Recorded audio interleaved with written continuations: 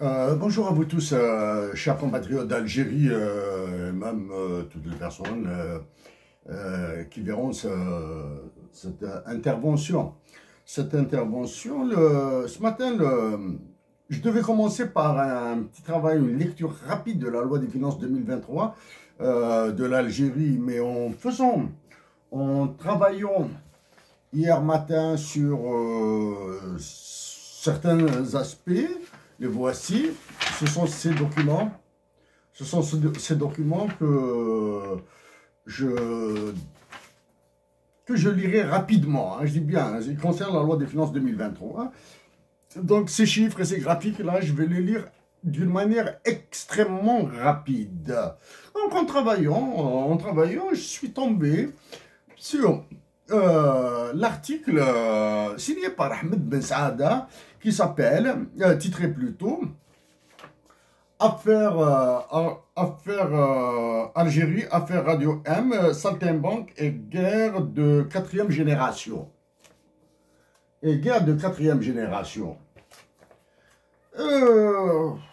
Affaire Radio M, Saltimbanque et guerre de quatrième génération. J'ai commencé à lire. Le papier. Honnêtement, j'étais choqué. Donc, je m'adresse exclusivement à Ahmed Ben Saada. Ahmed Ben Saada, à lui et à lui tout seul. S'il vous plaît, ayez l'amabilité de ne pas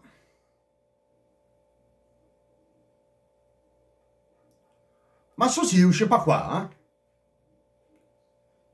Si quelqu'un veut réagir à ce qu'a écrit Ahmed Ben Saada, qu'il le fasse par lui-même. Ça, c'est si je puis dire, même si je le fais publiquement, c'est une réaction, disons, en quelque sorte privée. C'est une réaction publique, mais privée. Entre moi et Ahmed Ben Saada. Ahmed Ben Saada, Sabah Nour, bonjour. C'est une question, c'est une question de mise en contexte, d'honnêteté intellectuelle. Je dois dire quelques mots rapides. Nous nous connaissons. Hein? Notre premier point commun. Nous sommes natifs d'Algérie et nous résidons au Canada. Notre deuxième point commun, en partie. Nous sommes issus de sciences dures. Toi, tu es docteur en physique de l'Université de Montréal. Moi, je suis issu d'un cursus en mathématiques bilingues en Algérie, en informatique en Algérie. Je suis diplômé d'abord en informatique en Algérie. Et ensuite au Canada. Je pense que je te l'ai dit, par passion. J'ai fait des études en économie à l'Université de Montréal. Donc, nous sommes formés au Canada, nous avons été formés dans la même université, en plus de la coopération internationale. Malheureusement, les conditions ont fait que m'ont obligé à m'abstenir de faire un cycle très court en droit. En droit international, c'est l'une de mes autres passions. Alors, tu sais, Ahmed, nous nous sommes rencontrés. Nous avons pris des cafés ensemble. Ça c'est une certitude. Une fois, c'est dans un sympathique petit café de la Petite Italie à Montréal. Voilà, sympathique, hein, vraiment très sympathique, Petite Italie, hein, le quartier de la mafia de Montréal. Hein. La Petite Italie, pour ceux qui veulent découvrir Montréal, il y a énormément de quartiers à visiter à Montréal, mais la Petite Italie est un sublime endroit. Très calme, très peinard, très propre, des cafés italiens, des commerces italiens, etc., plus d'autres. Hein? Voilà. Autour d'un café, nous avons parlé. Je t'ai dit que le travail que tu fais, le travail de fourni, était admirable. Voilà, c'était admirable. Mais je t'ai dit aussi qu'il te manquait un support, de support de théorie. Hein. Il te manquait beaucoup de support de théorie en termes d'études, d'analyse, de modèles, de grilles d'analyse, etc. Je t'ai parlé, si mes souvenirs sont bons, tu corrigeas, précision, c'est une précision importante. Les dates et les années m'échappent. J'ai une très mauvaise mémoire des dates et des années. Je peux les situer, mais souvent, je commets des erreurs. Donc, à l'époque, je t'ai dit que, bon, à l'époque, je pense que j'étais encore à l'Université de Montréal. Oui, j'étais à l'Université de Montréal. Je t'ai dit que, bon, ben, il faut que tu t'intéresses au ténor des théories des sciences politiques et des relations internationales particulièrement, et des idéologies, doctrines, etc. qui vont avec. Je t'ai parlé en termes de libéralisme et néolibéralisme, je pense t'avoir cité, c'est certain. C'est certain, hein, ça, certain. Je suis sûr de t'avoir cité au moins Robert Cohen. C'est le ponte actuellement du néolibéralisme et néolibéralisme. Je pense aussi à Stephen Krasner, à Kenneth Waltz, à Gilpin. Et je pense t'avoir dit que pour une question d'accessibilité pour toi, à cause de la langue, parce que moi, quand je lis Gilpin, Cohen à l'époque, hein, bien sûr, Krasner, Waltz et d'autres, je les lis en anglais. Je te dis, pour toi, je te recommande le français Dario Battistella. Ça, je suis sûr et certain. Ça, je suis sûr et certain. Je t'ai dit aussi que, du moins, je te l'ai dit et tu peux le vérifier, que je te cite souvent quand je fais des interventions ou bien dans certains papiers certains de mes articles qui sont publiés par le Centre de recherche sur la mondialisation, lequel Centre de recherche sur la mondialisation a publié ton papier. Algérie, Radio M, etc. Hein, Saltimbanque, etc. C'est le même centre de recherche qui nous publie tous les deux.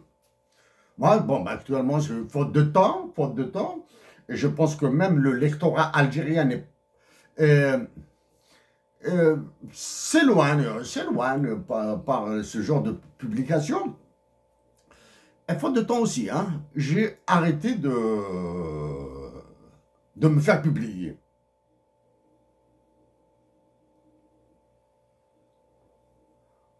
Pour la référence académique la plus intéressante, je te recommande Ahmed Meyer.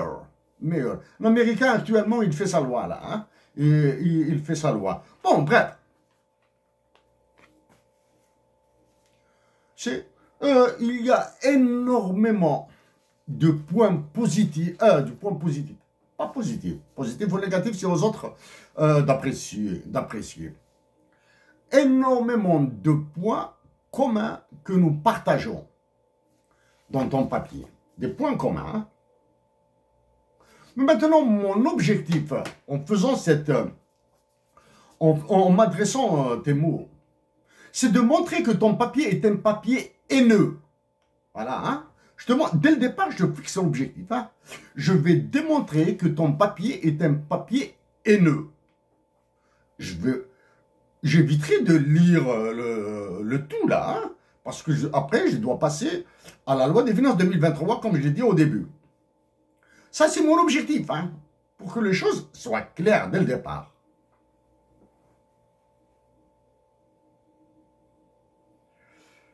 sur les points communs. Je commence, hein, les points, du moins, les points que je partage avec toi. Bon, premièrement, c'est un papier d'opinion. Ce n'est pas un article de presse, ce n'est pas un article factuel. Il y a des faits, mais il y a, même s'il y a des faits, ce papier est un papier d'opinion. Exemple, on les croyait disparus, saltimbanques, frelatés, on les croyait disparus, avachis dans un lointain recoin du cyberespace où ayant finalement décidé de faire quelque chose d'intéressant pour eux-mêmes, pour leur pays, voire l'humanité. Pourquoi ne pas arriver en début d'année avec un point d'interrogation? Je suis un peu surpris, je suis complètement, pas du moins, je ne suis pas sonné, je ne suis pas déréglé, je suis un peu complètement désarticulé, c'est-à-dire surpris. Entre parenthèses, pourquoi ne pas rêver en ce début d'année, point d'interrogation? Ça, c'est... Il faut rêver d'une Algérie meilleure. Voilà. D'une Algérie nouvelle. D'accord?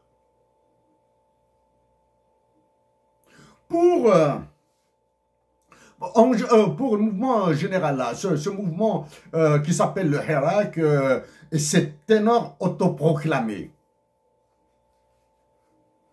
Pour le mouvement Hirak, j'ai utilisé des termes plus cruels que les tiens.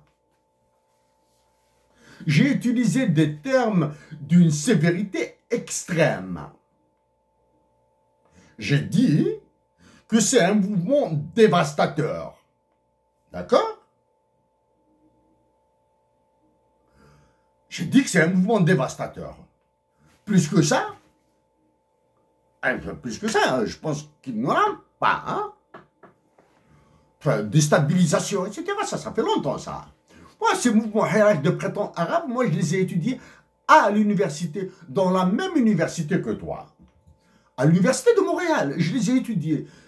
Comment on dit en arabe dialectal, قريتهم في l'école, في المسيد. Ok? Ce sont des professeurs, ils disent de Chouten. Ok? Même si quand j'étais, durant mon étude de ce cours, j'étais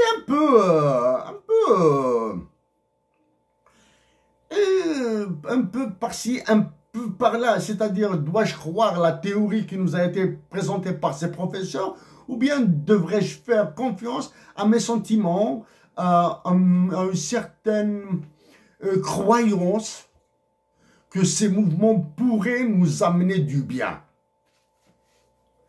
Mais par la suite, bien sûr, il fallait se ranger du côté de professeur parce que je lisais, je me documentais, mais surtout,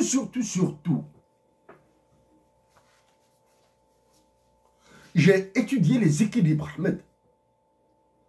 Les équilibres en relations internationales, en économie politique internationale et en économie pure. Je suis sûr et certain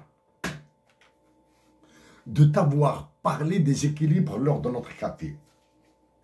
Voilà, maintenant, je vais passer en rappelant mon objectif, c'est de démontrer que ton papier est haineux.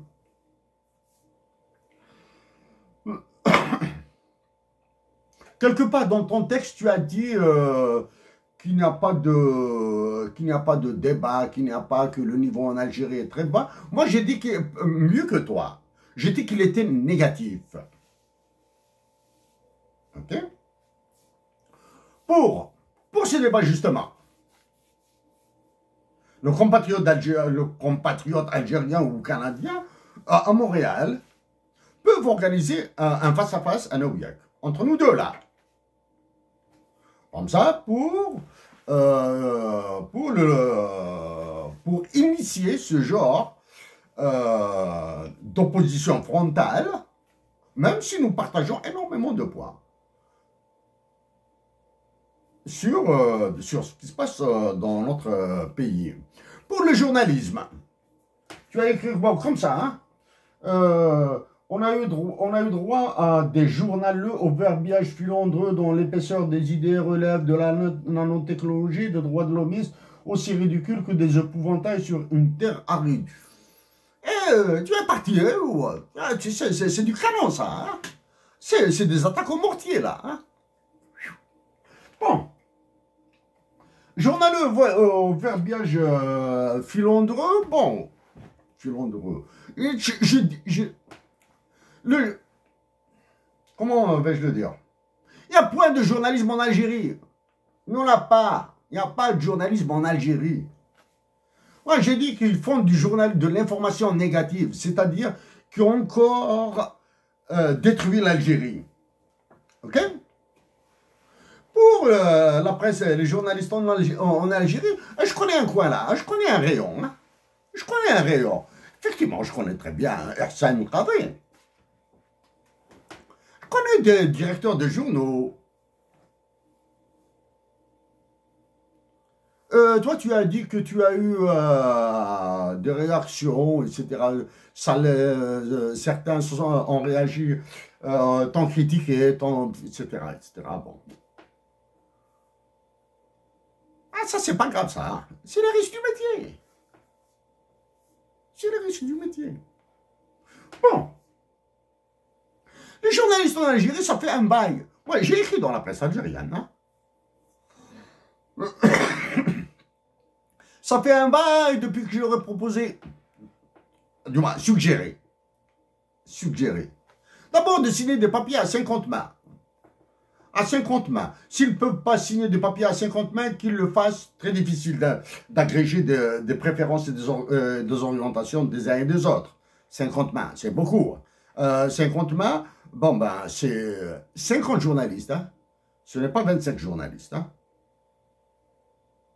Parce qu'on écrit avec une seule main. S'ils ne peuvent pas, qu'ils le fassent à 25 mains. S'ils ne peuvent pas le faire à 25 mains, qu'ils le fassent à 10 mains. S'ils ne peuvent pas le faire à 10 mains, qu'ils le fassent à 5 mains. Plus bas que ça, ça devient dangereux. Parce que si des journalistes ou prétendus journalistes font ça, à moins de 5 personnes, ils peuvent subir les offres d'Alger. OK? Un autre point en commun. Il est impossible, je ne lis jamais la presse algérienne. Jamais. Sauf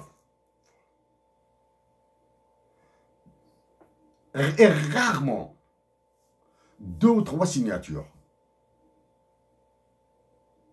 Rarement. Moi, c'est l'APS. Ouais. Ça fait longtemps aussi, depuis que j'ai suggéré aux journalistes algériens des formations. Ils doivent être formés, surtout en économie et en relations internationales.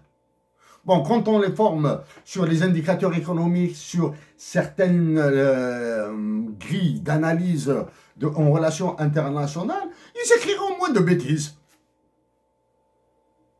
Ils écriront moins de conneries. Ils doivent savoir qu'est-ce que c'est qu'un taux de croissance de l'économie. Ils doivent évaluer ça.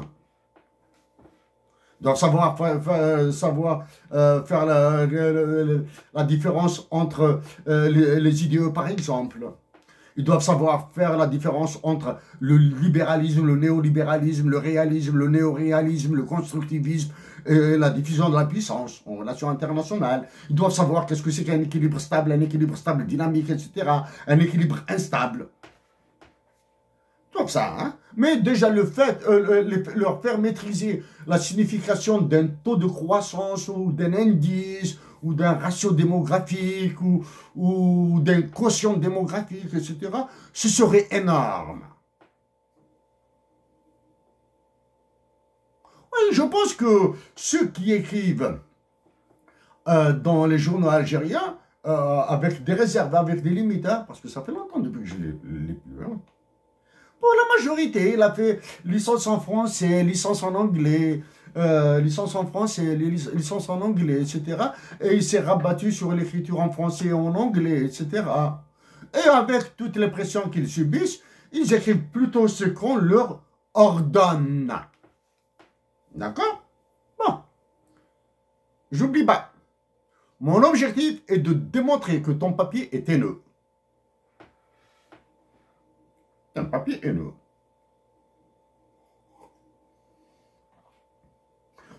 Si toi tu es dit Ihsan al-Khadim, moi je dis tout simplement Ihsan. Hein? C'est une question d'honnêteté. C'est une question d'honnêteté. À propos d'Ihsan, j'ai 3 interventions récentes sur son affaire. Donc tu peux les écouter. Et tire à boulet rouge si tu veux, Ahmed. Tire à boulet rouge, Ahmed. Donc, en disant Ihsan, le prénom est uniquement le prénom. C'est-à-dire que je te montre une proximité avec lui. Je vais dire de quelle est la nature de cette proximité. Ihsan est un frère pour moi. Il manque un seul élément. Et le sang, nous avons un bambaï, il a sa maman à elle, il a sa maman à lui, j'ai la mienne, il a son père, j'ai le mien, etc. Nos sangs sont légèrement différents. J'aurais dû, j'aurais pu dire, c'est un frère consanguin, carrément. Hein. Donc là, je te montre que le parti pris que je prends pour Ihsan, c'est ce que tu vas croire. C'est ce que tu vas croire. Tu écoutes mes interventions pour te dire la proximité, l'affinité avec l'homme. J'ai été jusqu'à citer le prénom de sa femme. J'ai été jusqu'à citer le prénom de ses enfants. Ses enfants. Crois-tu que c'est de l'impolitesse ou un manque d'égard ou un manque de retenue ou un manque de correction de ma part en citant les prénoms de son épouse et de ses enfants? Sans citer le nom de jeune fille de son épouse. Jamais ça. Je ne ferai jamais ça. Le prénom est un prénom. C'est un prénom commun. Bon, on va dire comme ça. Tu crois que c'est un manque de respect? Contraire. C'est une preuve de la nature de mes sentiments envers lui. Bref, on continue. Ce qui juste... tu écoutes, c'est très bon, hein? C'est-à-dire, même si je suis... Bon, je vais revenir au côté sévère là. Hein?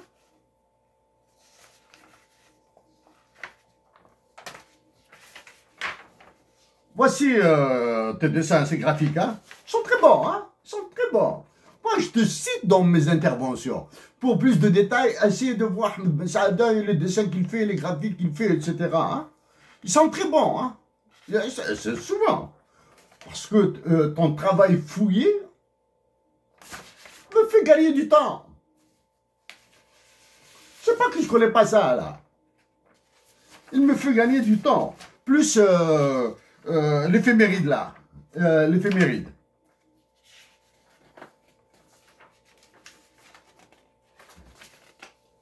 Oh. L'éphéméride, plus ça. Tout ce qui est dans Soros, j'en ai dit une tonne. Moi, je lis les livres de Soros.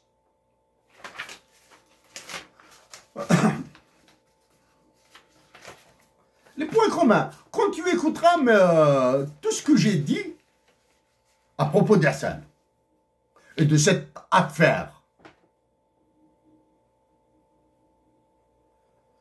les personnes qui m'entendront, qui nous écouteront, qui liront ton papier et qui écouteront mes mots, trouveront que j'ai raison.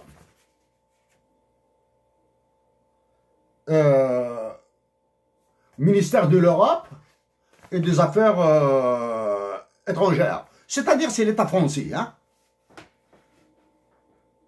Donc, en disant qu'Emmanuel Macron, qu'il suffit d'un appel téléphonique d'Emmanuel Macron en Algérie pour qu'Arsène Khani soit libéré. Ok? Ce qui est intéressant ici, donc les avocats d'Arsène peuvent, comme je leur ai suggéré, de faire appel d'usage d'une commission rogatoire, d'un témoignage, d'une lettre, d'une déclaration, juste une déclaration sur les financements de ce machin qui s'appelle Radio M, là. J'ai jamais écouté CPP quand on fait YouTube. YouTube, on voit CPP, Maghreb émergent, etc. Jamais, jamais. C'est horrible. Quand tu entendras mes interventions, j'ai dit à Arsène qu'il a fait beaucoup d'erreurs. Parmi les erreurs qu'il a faites, c'est justement quand il t'a attaqué. L'une de ses erreurs. Ça, il a écouté parce que c'est une intervention d'une minute et demie. Ahmed Ben Saada, qui déverse un mot méchant, fiel, poison, quelque chose comme ça. Ah non, c'est pas poison. Venin de Montréal, un mot, un de ces trois mots. Ça, c'est une erreur qu'a fait Arsène. Et tel que je connais Arsène, je pense qu'il s'est mordu les doigts après ça.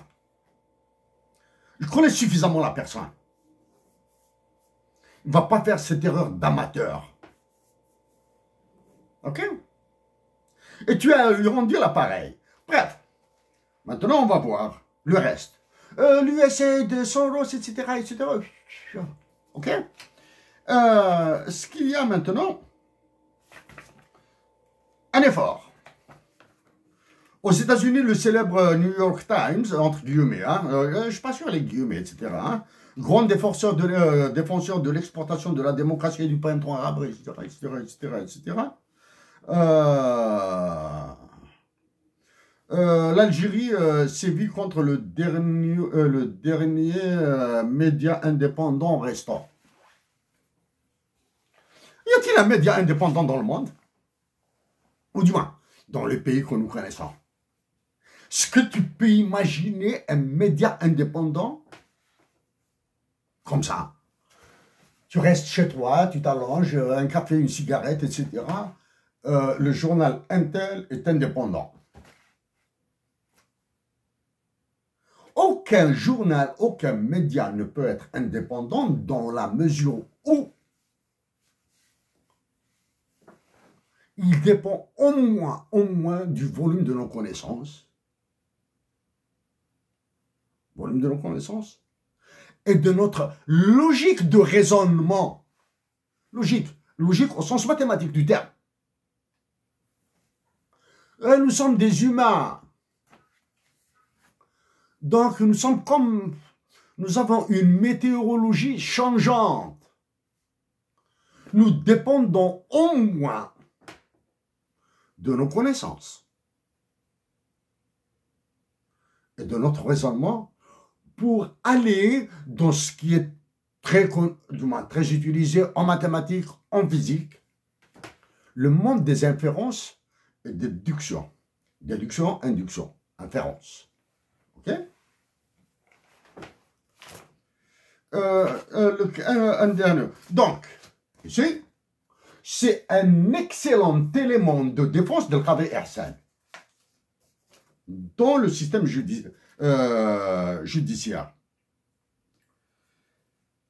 Bon, la G4G, la guerre de 4e génération, j'ignore pourquoi tu utilises G4G. Moi, je préfère plutôt utiliser la guerre hybride, et moi, j'ai utilisé le terme de 5e génération.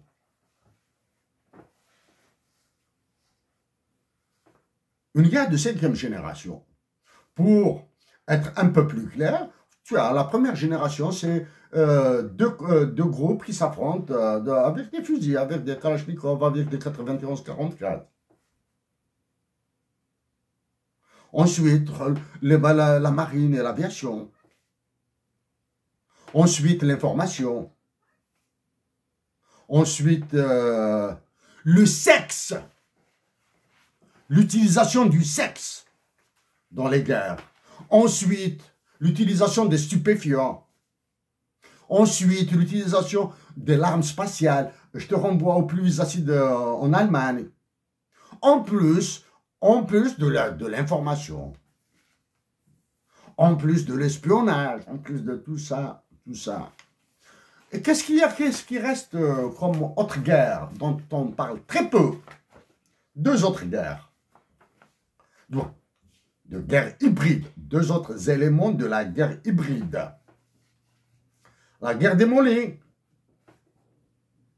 et la destruction des ressources naturelles. Je dis bien la destruction des ressources naturelles. Exemple de destruction de ressources naturelles. Une banque de gènes en Syrie. Là maintenant avec la passion de Memo, une banque de gènes. Ce n'est pas à Damas. Ce n'est pas à Homs. Il y avait une banque de gènes. Est-ce qu'elle a été détruite ou prise par les Américains? J'ignore la suite de l'affaire. Le journalisme à 2 balles. Toi qui t'intéresses à ce journalisme à 2 balles, quand j'ai commencé à faire, du moins, quand je faisais du journalisme, ensuite j'ai arrêté, je suis allé vers de l'enquête. Avant les Panama Papers, avant, comment s'appelle ça, comment s'appelle Panama Papers, les autres papiers là, dirigés par, dans lequel le journal Le Monde, s'il te plaît, journal Le Monde français, on fait partie, dirigé par l'ICIG,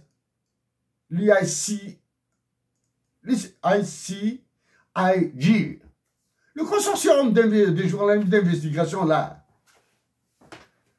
dans lequel consortium dans lequel il y a Journal Le Monde, s'il te plaît. Journal Le Monde, il fait de l'information d'investigation. Les journaux français, comme le Figaro, dont je vais parler très bientôt, ils font de l'investigation. Quand j'ai fait de l'investigation sur des affaires scabreuses qui concernent l'Algérie, sur une affaire scabreuse sur l'Algérie, j'ai atteint le niveau des comptes numérotés. Quand j'ai parlé de Teramin Wadamezor, j'ai parlé de Singapour, de Hong Kong, de Melbourne, etc. Ça, les Algériens à l'époque, je sais pas moi, qu'est-ce qu'ils racontent, je sais pas, j'ai aucun souvenir. Bon, maintenant je vais revenir au côté haineux de ton papier. Je vais arrêter là, hein. Là je fais déjà 33 minutes, je vais faire... Je veux prendre mon café, fumer une cigarette, souffler un petit peu et passer à la loi des finances 2023. Hein. Je vais te montrer comment on fait des inférences à partir de chiffres. Des chiffres, Ahmed, ce n'est pas de la prétention parce que l'attaque que subit Hassan là, et ça fait mal, c'est mon frère, yo. C'est mon frère, c'est mon frère. Et tu ne peux pas être plus méchant que moi vis-à-vis d'Hassan. Tu ne peux pas être plus méchant que moi. C'est comme ça. J'ai été... Entre moi et Hassan, il y a une phrase, nous connaissons une phrase, qui dit, quoi, quand il sortira, je sais qu'il sortira, j'espère qu'il sortira en bonne santé, il écoutera cette phrase. Et Hassan, que signifie Darfi Kartabou? Yadhak. Personne va sourire. Ça, c'est pour toi, quand il entendra cette phrase de ma part, Hassan, que signifie Darfi Kartabou? Ah, bah, bon, bref. C'est pas le moment de rire, hein, parce que c'est des vies qui sont en jeu là, en Algérie. Ahmed Ben Saada, donc. Hirak Frunaté, Hirak, moi j'ai dit que c'est un mouvement dévastateur, destructeur, ravageur. Moi, sauf que moi, je l'ai dit au chef d'état-major de l'armée. Dans ce papier,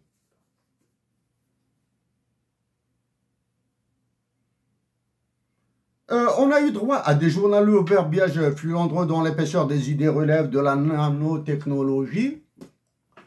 Nanotechnologie, bon, ben ça c'est le physicien qui parle, hein, les atomes, les électrons, les neutrons, les positrons, etc., tout ça, toi. Tu as un atome, tu as les électrons qui tournent autour du noyau. Le noyau, il est composé de ce qu'il est composé. Même si la vitesse est énorme, hein, un atome, il est stable. Mais il suffit qu'il soit touché par un neutron, c'est ça? Et produira une énergie extraordinaire, physicien. Hein. C'est-à-dire là, quand l'électron est touché juste par un neutron, par plus petit que lui, il perd son équilibre. Et il explose. C'est l'Algérie. L'Algérie, c'est un atome. Hein.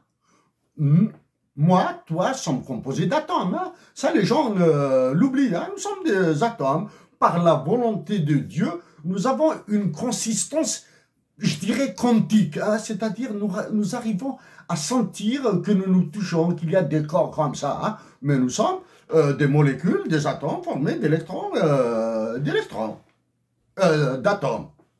D'atomes avec un noyau autour duquel tournent des électrons. Hein. C'est tout. Hein. C'est-à-dire, il y a du quantique. Ça, c'est la volonté de Dieu qui parle. Nanotechnologie. Donc, je t'ai parlé avec ça, avec mon nanotechnologie, je t'ai parlé surtout d'équilibre. Hein. L'Algérie est un... Moi, je suis un électron, toi, tu plutôt un atome. Un atome, l'Algérie est un atome dans tout ça. Hein. Donc, il suffit d'un tout petit neutron pour qu'elle explose. Et bon, ben, les neutrons à l'échelle humaine, c'est-à-dire dans la société, à la nature, etc. Ça pourrait être les États-Unis d'Amérique, ça pourrait être la France. Ou bien, si la France est trop grande, les États-Unis sont trop grands, ça pourrait être Emmanuel Macron. Ça pourrait être, par exemple, Joe Biden. Pas Joe Biden, je dirais d'autres qui sont tapis dans les rouages de l'administration de la Rand Corporation, qui sont dans l'USA, etc. Hein? Voilà, bon. Les droits de l'homiste. Je cabre. Ahmed, je sais que tu as été touché dans ta chair par ce qui s'est passé en Algérie. Et je t'ai dit ma peine, ma douleur, c'est-à-dire je comprends. Parce que moi aussi j'étais à Alger. Les années, dites les années de plomb, les années 90, je travaillais à Alger, j'habitais dans un quartier populaire. Du moins, j'ai habité dans des quartiers populaires. J'ai vu l'horreur. Bon, je suis encore vivant. Mais j'ai vu l'horreur. Ça, je l'ai dit. C'est là où tu perds de la lucidité, de la retenue. Ce n'est pas parce que je suis touché, que tu es touché, que d'autres soient touchés par des événements tragiques causés par la pauvreté, par un conflit armé, par des maladies, des pandémies, des épidémies, etc. Oui, en tant qu'humains, nous perdons dans le sens, dans la mesure, dans le raisonnement, dans la sagesse, etc. Nous perdons.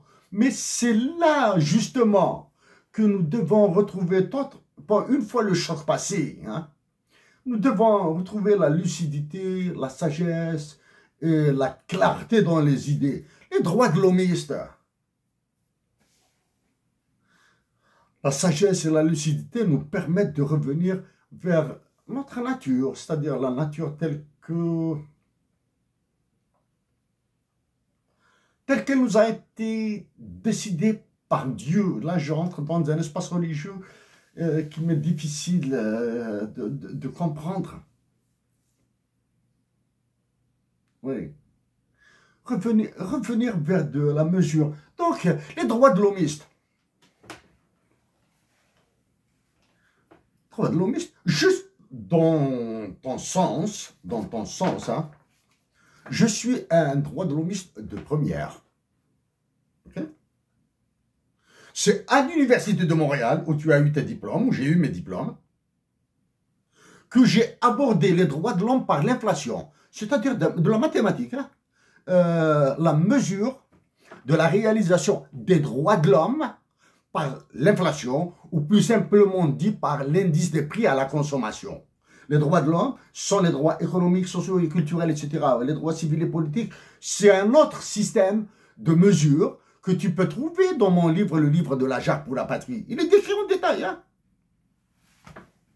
Je suis un droit de l'homiste. Parce que Ahmed, je t'ai dit qu'il te manque des bagages de la lecture profonde. Par exemple, comme le mathématicien philosophe Bertrand Russell.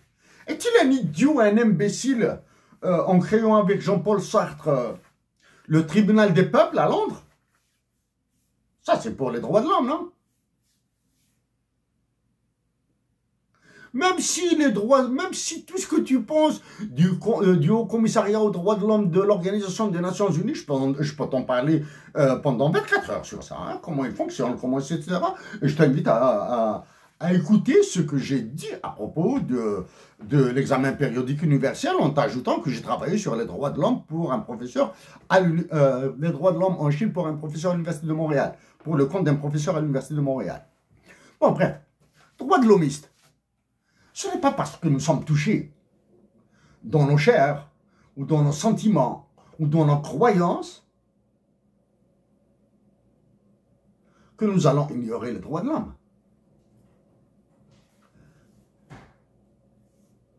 Je te le dis en arabe. وَمَا تَسْتَعْبَدْتُمَ النَّاسَ وَقَدْ وَلَدَتْهُمْ أُمَّهَاتُهُمْ أَحْرَارٌ.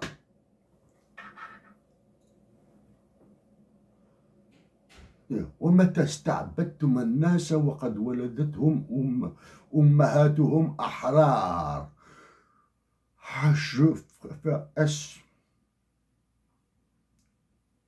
Est-ce un compagnon du prophète qui a dit ça? Où est-ce le prophète? Je pense que c'est un compagnon du prophète. Sallallahu alayhi wa sallam a dit ça. Ahmed,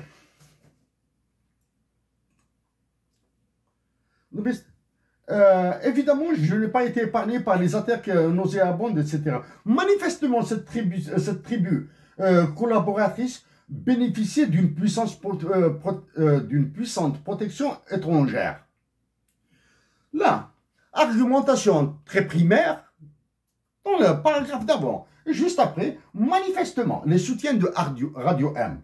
Manifestement, cette tribu collaboratrice bénéficiait d'une puissante protection étrangère.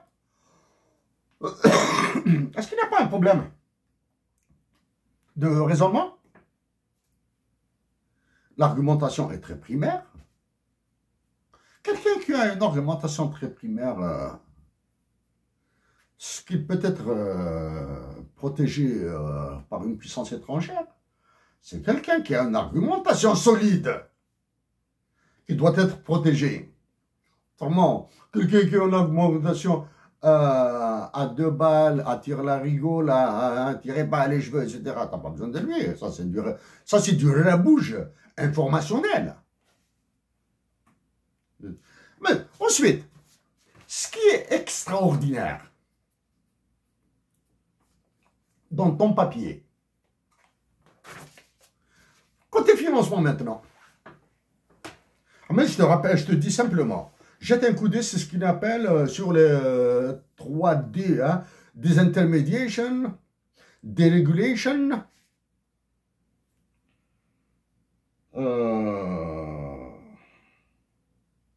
and disclosioning. Décloisonnement, désintermédiation, dérégulation. Ça, c'est la finance internationale. Ça, ce n'est pas l'Algérie, ce n'est pas Washington qui le décide. Ce sont des ténors qui sont dans des think tanks très cachés, hein, très discrets. Hein. Ceux qui se réunissent dans des châteaux privés, etc., etc. Ils passent souvent via la Chatham House, tiens, anglaise. Parce que la Chatham House est plus forte que l'USAID.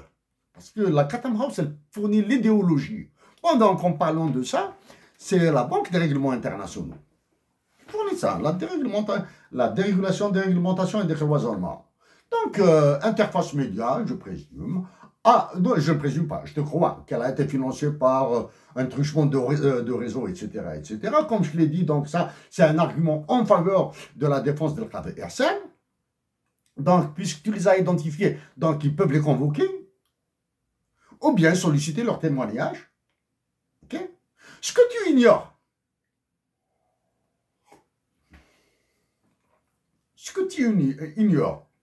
c'est qu'à l'Algérie est imposé. Le néolibéralisme a imposé à l'Algérie de casser de faire sauter toutes les barrières des financements.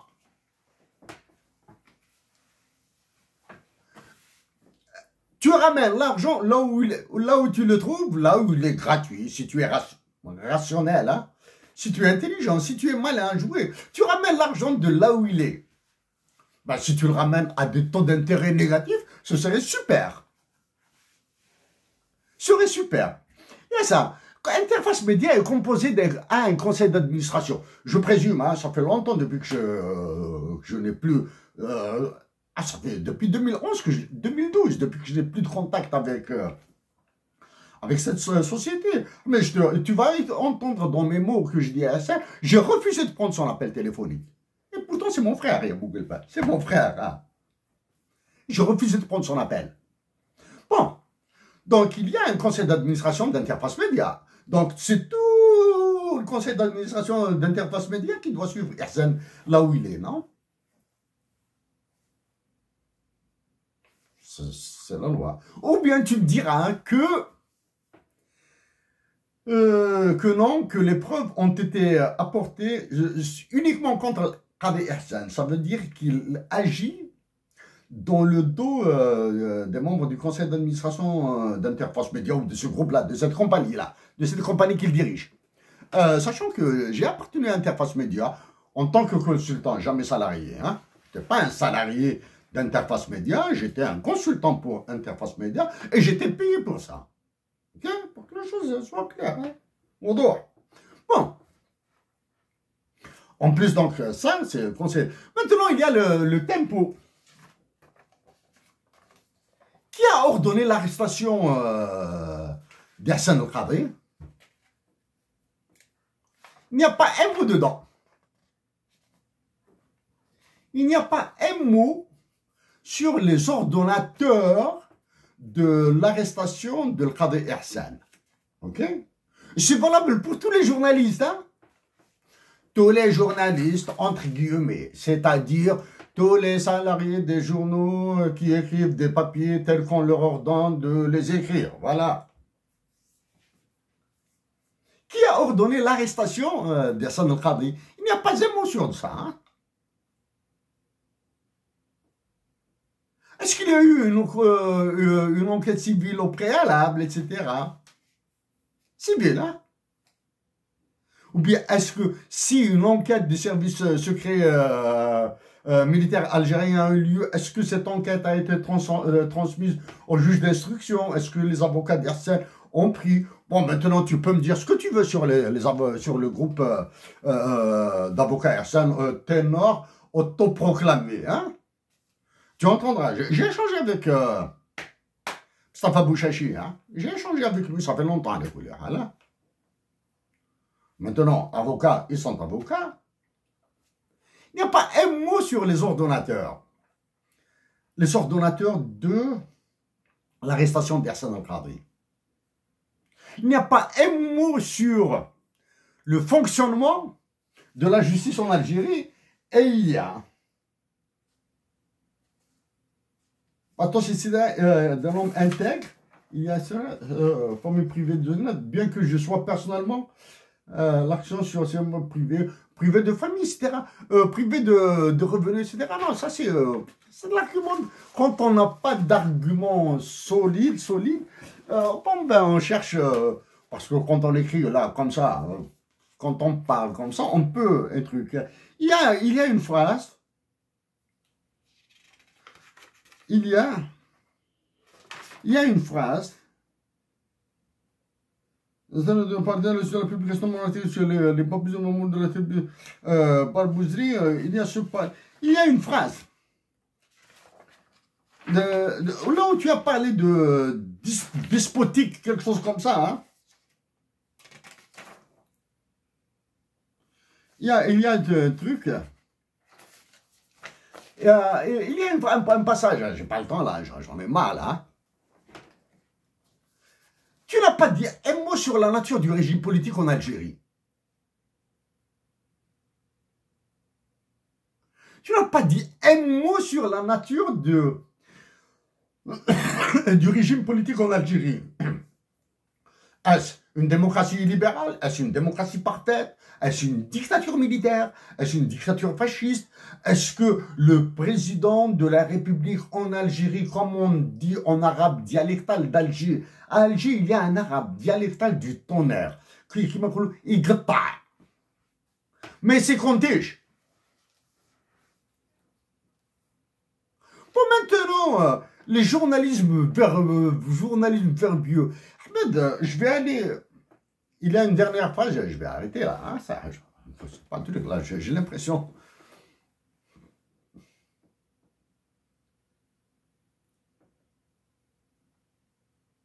Ahmed, on va rester. Là, je suis à un niveau. On va faire monter le niveau. Je l'ai dit dans mes écrits, quelque part. La liberté vient d'en bas. Le sous-développement vient d'en haut. Notre pays s'est libéré parce qu'il y avait des braves en bas, à la base, qui voulaient être libres. Les Algériens qui nous ont libérés, n'étaient pas des ministres, n'étaient pas des présidents de la République, n'étaient pas des généraux, n'étaient pas des maréchaux, on dit maréchaux, pluriel de maréchal, c'est ça. Ils n'étaient pas des maréchaux, ils étaient des civils. Mais le sous-développement, depuis 60 ans, tu l'as écrit quelque part, hein, 60 ans, hein, 60 ans depuis que nous avons eu notre indépendance. L'Algérie s'enfonce dans le sous-développement. Mais pourquoi? L'Algérie s'enfonce dans le sous-développement et je suis entièrement d'accord avec toi. Je l'ai dit à plus. Il me reprochait d'avoir dit que l'Algérie est un pays sous-développé. Ça, tu le sais, non? Elle s'enfonce. Pourquoi elle s'enfonce dans le sous-développement? Parce que ce n'est plus le peuple qui décide. Parce que quand le peuple a décidé pour sa liberté. La base, là-bas. Il l'a eu. Quand ce sont des militaires, quand c'est une dictature militaire qui impose au peuple sa voie de développement de ses politiques économiques, ils se retrouvent comme ça. Voilà. Ça, tu n'as pas dit un mot dessus. Bon, Ahmed, je suis prêt à un débat face à face, hein, aucun problème. Et je pense qu'il serait très très bien de l'envisager à Montréal, pour que les Algériens, pour que la nation algérienne sorte du confort, de la conformité langagière. Mais bon, c'est un travail que j'ai fait comme ça, rapide. Hein, voici comment je travaille, très difficile. Ce sont mes notes de travail. Il est très difficile de maintenir la cadence. Quand on prend des notes comme ça, je suis très très fatigué par ce que je fais, mais je continue à le faire. Donc, Ahmed Ben Saada, avec toujours ce plaisir de prendre un café avec toi. Comme dirait l'autre, ça permettra aux Algériens que nous verrons. Nous allons prendre une photo sympathique ensemble, etc. Peut-être nous allons échanger un peu sec, là, etc., etc. Ensuite, prendre un café. La communauté algérienne, partout. En Amérique du Nord, en France, en Europe, peu importe où, etc. Mais quand même, il y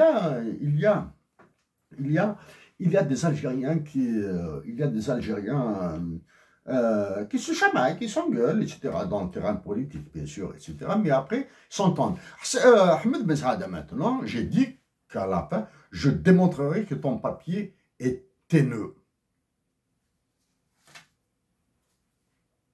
En conclusion, et ce sera ma conclusion, force est de constater que l'Algérie subit actuellement une G4G, guerre de 4e génération, avec une puissance de tir digne d'un blitzkrieg. Nom de l'opération avec un point d'interrogation, je précise, c'est-à-dire ce n'est pas une affirmation, mais c'est une affirmation interrogative qui suggère qu'elle est vraie. Nom de l'opération, point d'interrogation, ouvrez les guillemets, sauver le soldat, ouvrez les guillemets, à l'intérieur des guillemets, Barbouze. J'ai envie de pleurer, Ahmed. Ihsan, Barbouze. J'ai envie de pleurer. Faut reconnaître Ihsan. Je te promets, Ahmed, qu'à Alger, je ferai de mon mieux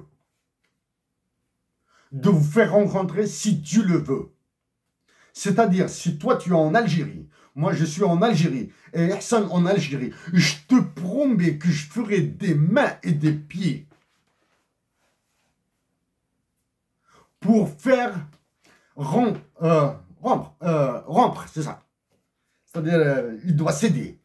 Pour faire céder Ihsan, pour qu'il dise, oui, je suis prêt à rencontrer Ahmed Ben Saada, à côté de toi, à Chérif, par exemple, chez nous, à Bougelé, dans mon village, autour d'un café, etc., d'un café, Amman, etc., qui vous sera servi par la personne que j'aime le plus au monde, maintenant. Ouf, ainsi renaîtra la fraternité en Algérie. En partant de ça, Ahmed, et en faisant rencontrer Ihsan El-Khadi, maintenant je dis Ihsan El-Khadi, Ahmed Ben Saada, chez moi, c'est-à-dire dans la maison, dans notre maison familiale à Boujdil, maison de Amdriouz, hein, de 1930, de 1940, hein, où vous servira la personne que j'aime le plus au monde actuellement, un très bon café, un très bon arôme, etc., de l'eau ou de... Pourquoi pas du lait, justement, un bout de galette et un verre de lait. Ahmed, porte-toi bien. Mais Ihsan, un frère, Rouya.